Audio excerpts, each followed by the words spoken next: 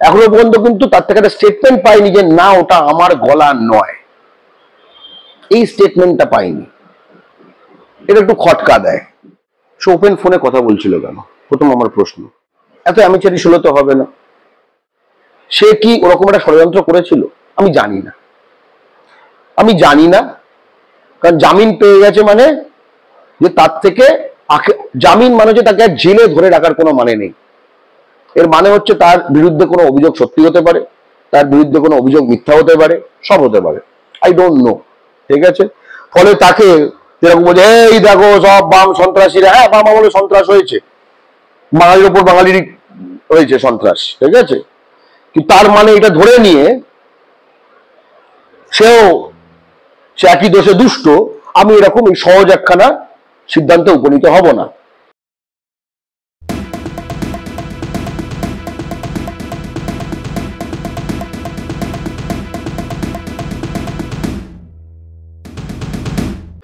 কলতন Dasgupta DYF এর যথেষ্ট senior নেতা, ঠিক আছে, রাজ্য লেভেলের, পশ্চিমবঙ্গ লেভেলের। যে কোনো রাজ্যে, যে কোনো রাষ্ট্রে যাদেরকে পিইপি বলা হয়, পলিটিক্যালি এক্সপোজড পারসনস, ঠিক আছে, অর্থাৎ রাজনৈতিক পরিচিতি বা গুরুত্ব বা হোয়াট এভার বলো, তার একটা সার্টেন লেভেল ক্রস করে গেছে। এই ব্যক্তিগুলোকে তো অ্যামেচারিশ হলে হয় না।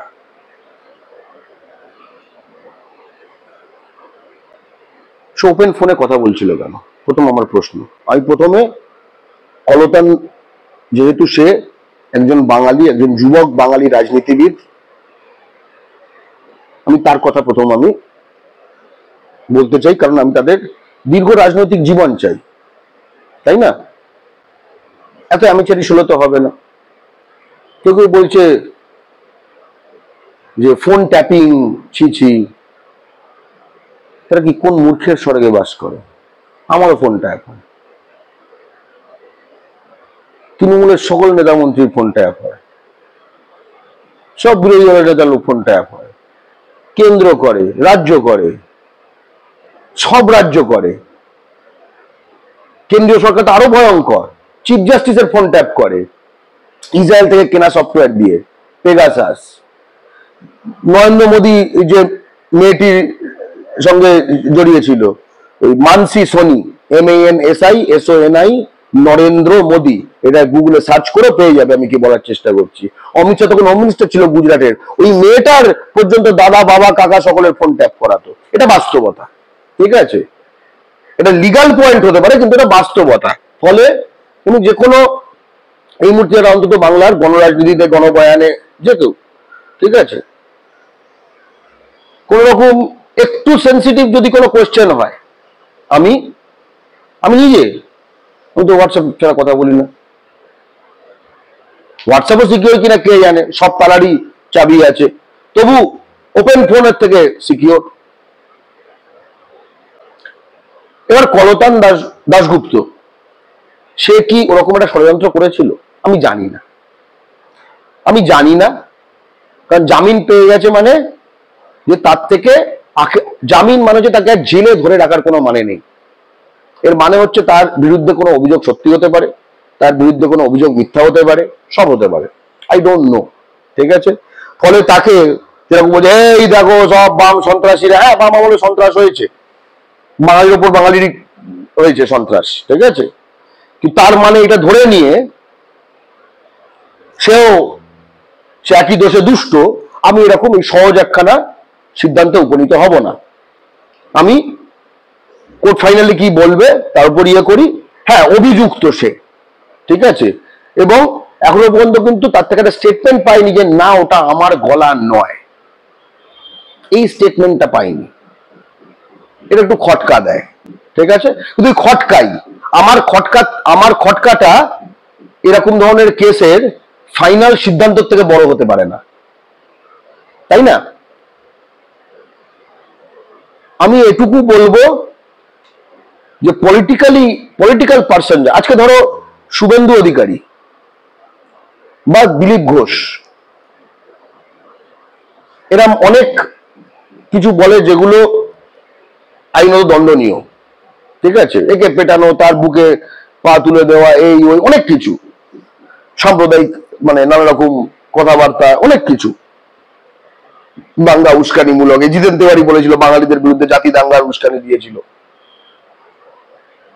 তো এরা জেলে যায় না কেন, গ্রেপ্তার করে ঢুকিয়ে দেওয়া হয় না কেন? জিতেন তেওয়ারিকে ঢোকানো হয়েছিল, কিন্তু সেটা অন্য কেসে, সেটা খুনের কেসে, ক্রিমিনাল মাফিয়াটা একদম যেরকম হয় ওরা, ঠিক আছে, দেশওয়ালি। তো যাই হোক, তার কারণ একটা পলিটিক্যাল কস্ট আছে। হ্যাঁ, একটা পলিটিক্যাল কস্ট আছে, যে পলিটিক্যাল কস্টটা এখন কেন্দ্রীয় সরকার বুঝছে। এই নানা লোককে ইডি সিবিআই দিয়ে ঢুকিয়ে ঢুকিয়ে এ তো ভেবেছিল লাভ হবে, কিছুটা সময় অব্দি লাভ হচ্ছে যদি ভয় পেয়ে যায়, কিন্তু তারপরে এখন দেখছে লাভটা হচ্ছে না, উল্টে এটা উল্টে আসছে। তৃণমূল বিজেপি এরকম সে অর্থে বর্ণাতে কাউকে ঢোকানো গ্রাউন্ডস আছে। কেন? কারণ পলিটিক্যাল ফাইট হওয়া উচিত, এটা লাভ হয়ে যাবে। এটা দুটো দিক থেকে ভাবা যায়, যে একটা ধরলাম এটা আসল ঘটনা, যদি আসল ঘটনাও হয় এবং ষড়যন্ত্র হয়েও থাকে, তৃণমূলকে তুললো কেন? তৃণমূল অবশ্যই, তৃণমূলে যারা লয়ারটা হয় অবশ্যই জানতো জামিন কদিন পরে পেয়ে যাবে, তাহলে ঢোকালো কেন? একটা যে সেই সময় একটা মিডিয়া একখানা সার্টেন যে এই ঘটনাটা জানা, সেকেন্ড একটা জিনিস হতেও পারে যে তারা বিরোধী স্পেসে বামেদের কিছুটা অক্সিজেন দিতে চায়, এটাও হতে পারে, এটা অসম্ভব কিছু না। আমি এক্ষেত্রে 360 ডিগ্রি বিশ্লেষণের জায়গা থেকে বলতে চাই। আবার এটাও হতে পারে, সবই কিন্তু বিকল্প। এই আসল কেস, এটা ভয়ঙ্কর একটা জিনিস, একে ঢুকিয়ে দাও, সিপিএম এর এখন তেমন কিছু পাত্তা নেই, এটা ভয় যে খুব যে কিছু লস হবে তা না। আপনারা দেখছেন আওয়াজ, রোজকারের হক কথা। ফর মোর আপডেটস অ্যাবাউট আওয়াজ, please subscribe our YouTube channel.